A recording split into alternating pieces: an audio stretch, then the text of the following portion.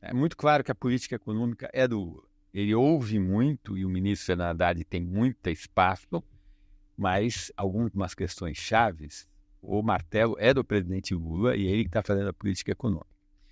Qual o tema? A gente viu a divulgação da economia no segundo trimestre desse ano. O que tem lá?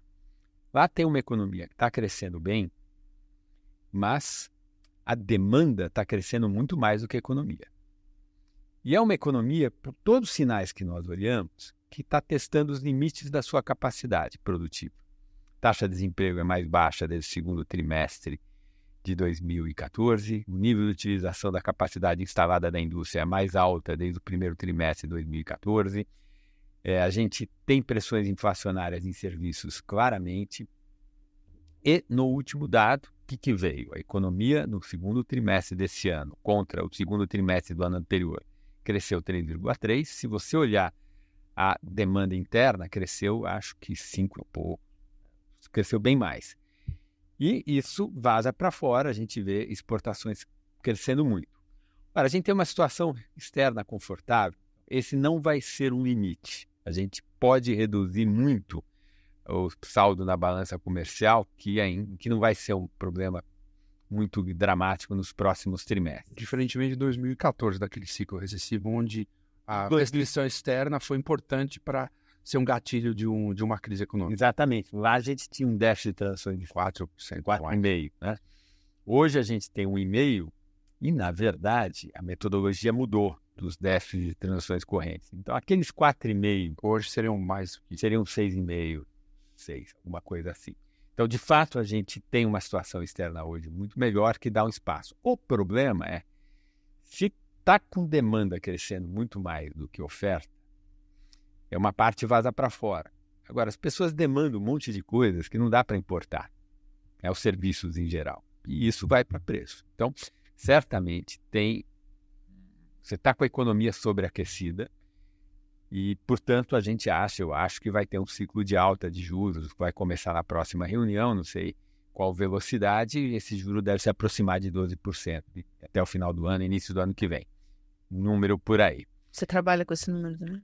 Sim, eu acho que 12 é limite inferior. Começa agora em setembro, particularmente eu teria preferência. Como você tem uma necessidade de produzir um desaquecimento na economia para compatibilizar o crescimento da demanda com a capacidade produtiva, de fazer esse ajuste mais rapidamente, até porque os trade-offs, o custo de fazer isso está baixo. Claro. O estado que a economia está com desemprego tão baixo, etc.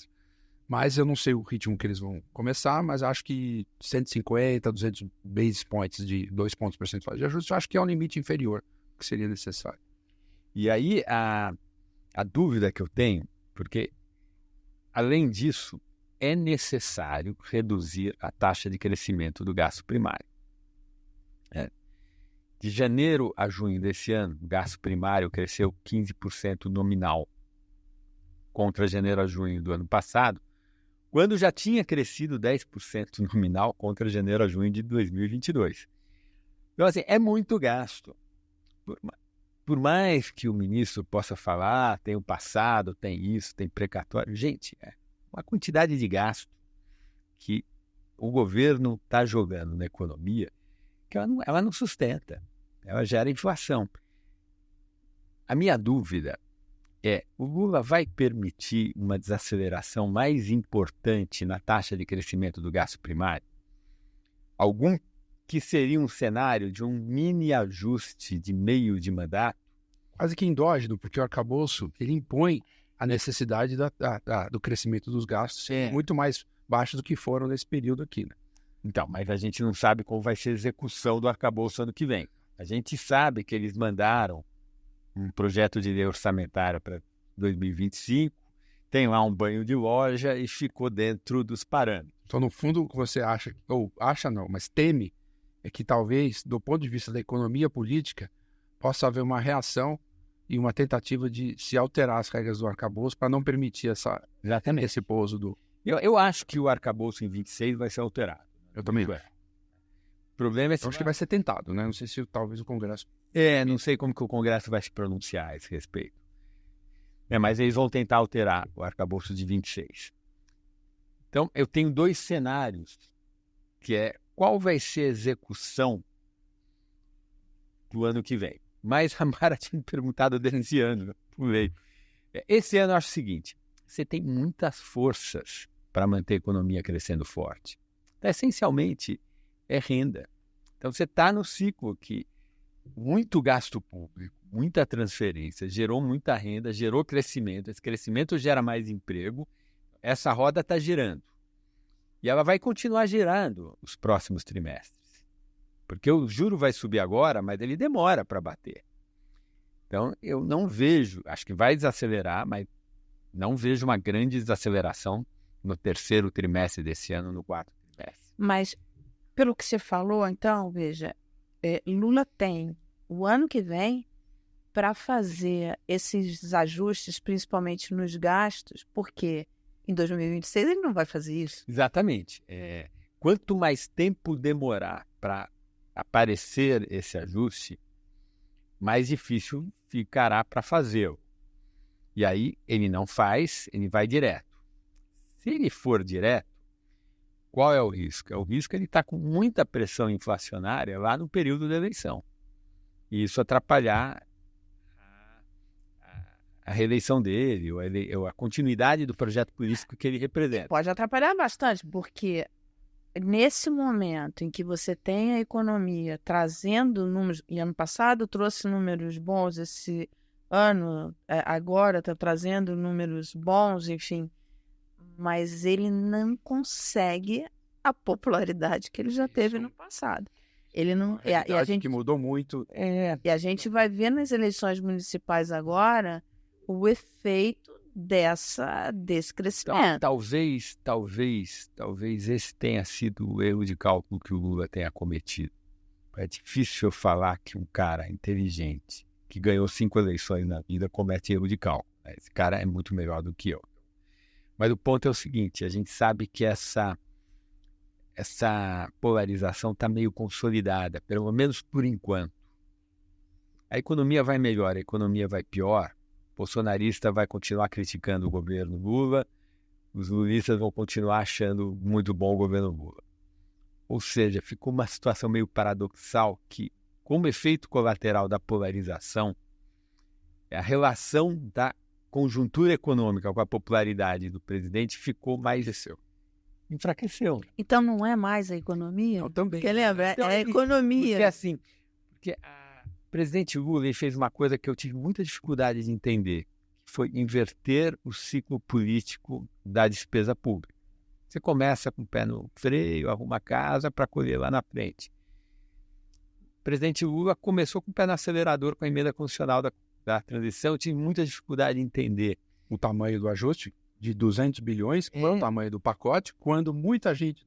A gente fazia a conta, 670 dava para manter os programas sociais. 60, 70. E você entendeu por que ele fez isso? Então, eu não entendi. O que as pessoas mais próximas nos falaram, por exemplo, acho que o analista Thomas Trauma, um cara muito competente, que é muito respeitado. Está até querendo trazer aqui. É. O Thomas é um cara Verdade. espetacular, acho que tem que trazer. E o Thomas falava isso, olha, o pessoal avalia que a vitória foi por uma margem muito pequena, a sociedade está polarizada, o Lula não pode ter que lidar com uma perda muito acentuada de popularidade no começo do governo, senão talvez ele nem chegue no final. Era esse o medo. Mas o problema é o seguinte, aparentemente esse medo não faz tanto sentido, porque a consolidação da polarização faz com que, com polarização consolidada, o presidente tenha uma popularidade com teto baixo e piso alto. Ou seja, O medo desses cenários mais extremos, em que ele pudesse até enfraquecer ou... ele não vai ter 80% como ele teve em 2010, mas também não vai ter os 6% que a Dilma teve. Então, mas esse é um ponto que eu acho que neste governo Lula, ele não contava, porque assim, eu acho que Lula esperava, e é achismo total meu, que foi, pelas declarações dele de campanha, mesmo hoje, enfim, quando ele fala, ele achava que fosse correr para o abraço, como foi no seu primeiro mandato, que houve um período de inclusão enorme, que Ele foi um presidente com uma popularidade altíssima, enfim. Só que o mundo mudou, o Brasil mudou, enfim, uma série de coisas mudaram. Os legados mudaram muito, né? O FHC deixou uma herança muito boa para ele. Fiscal, o FHC passou o bastão com superávit primário estrutural do governo central na casa de 2,5% do PIB. Nossa, Estrutural, sem nenhuma não recorrência, sem o ciclo econômico ajudar. Então, ele recebeu uma situação fiscal muito arrumada. Além disso, tinha muita reforma que havia sido feita, que estava maturando. Palocci fez outro tanto de reforma. Então, situação fiscal arrumada, muita reforma para colher os efeitos benéficos e um boom de commodities no meio. Permitiu um crescimento enorme da arrecadação. E esses trade-offs fiscais, eles não estavam aparentes. Você conseguia expandir a despesa e ainda assim manter posições de superávit primário muito favoráveis porque a receita crescia muito. Exatamente. Hoje esses ele recebeu uma situação fiscal melhor do que Bolsonaro recebeu o sucessor dele. Quer dizer, a gente vem arrumando o fiscal desde que houve a mudança, a saída do Guido Mantega e a entrada do Joaquim Levy. Né? A piora fiscal brasileira aconteceu na gestão Guido Mantega. Guido Mantega pegou do Palocci um superávit primário estrutural de 2,5%, segundo os dados da IFE, 2,2%, e o Guido Mantega produzia um superávit primário estrutural em 2014 de déficit de 1,5%. E essa piora fiscal estrutural medida pela instituição fiscal independente, ela foi continuada. Não é que chegou o boom de commodities, mesmo porque superávit primário estrutural controla por essas coisas. Então, entre 2007 e 2014, nesses anos, nós pioramos o fiscal permanentemente. Aí, todo mundo que veio depois entregou para o seu sucessor uma situação um pouco melhor do que recebeu do seu antecessor, e foi assim também com o Paulo Guedes. Entregou para o Fernando Haddad uma situação um pouco melhor do que recebeu de Guarda, que havia entregado um pouco melhor do que recebeu de Meirelles, que havia entregado um pouco melhor do que recebeu do Nelson Barbosa, que havia entregado um pouco melhor do que recebeu o Joaquim Levy. Então você teve um processo lento, difícil de melhora fiscal, que a emenda constitucional da transição jogou fora. Teve lá as escolhas do presidente Lula. Certamente não foi uma escolha do ministro Haddad, essa foi uma escolha do presidente. E portanto, o governo Lula III ele ficou meio sequestrado por esse problema fiscal que ele mesmo criou para ele mesmo no início do mandato. E ele já deixou muito claro que não é função dele nesse terceiro mandato arrumar isso. Isso vai ser do sucessor dele, ou dele no quarto mandato, ou de quem o sucedeu. Eu tenho um pouco de dificuldade de entender qual é o objetivo dele nesse terceiro mandato, que ele quer entregar. Mas, dado o problema fiscal, o governo dele tem sido, essa é a minha interpretação, uma sucessão de ciclos, em que cada ciclo tem um período de tensionamento, testa os limites de onde ele pode ir, e depois tem um distensionamento. E aí a gente inicia um novo ciclo de tensionamento e distensionamento.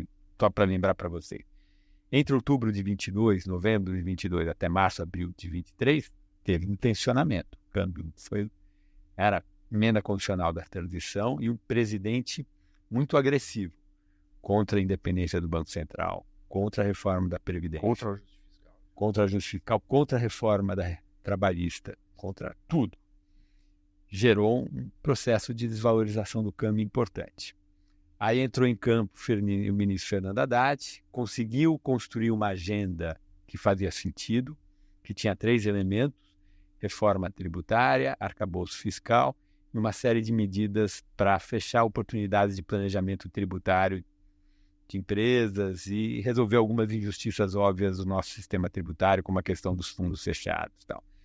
O ministro Fernando Haddad convenceu o presidente dessa agenda, teve capacidade de negociação, de conversa com o Congresso, interlocução no Congresso, aprovou uma parte grande dessa agenda, os excessos que ele cometeu, o Congresso temperou e tal. Então, democracia funcionando, 7 leituras muito positivas na inflação americana entre junho de 23 e dezembro de 23, sinalizando que esse ano haveria muito corte de juros, o câmbio fechou o ano em real, que fechou o ano em 4,90. Uma mistura da boa gestão econômica com o ministro Fernando Haddad e um vento de popa nos ajudando do lado americano. Abriu esse ano 3 leituras muito negativas da inflação americana, jogou o ciclo de queda de juros nos Estados Unidos um ano para frente, 3 trimestres para frente, nos atrapalhou, e o presidente tensionando novamente, batendo no Banco Central. Houve a mudança das metas fiscais para 2025, 2026, e esse câmbio chegou a 5,70 lá no início de junho. Aí o Planalto sente o câmbio, né? Câmbio todo mundo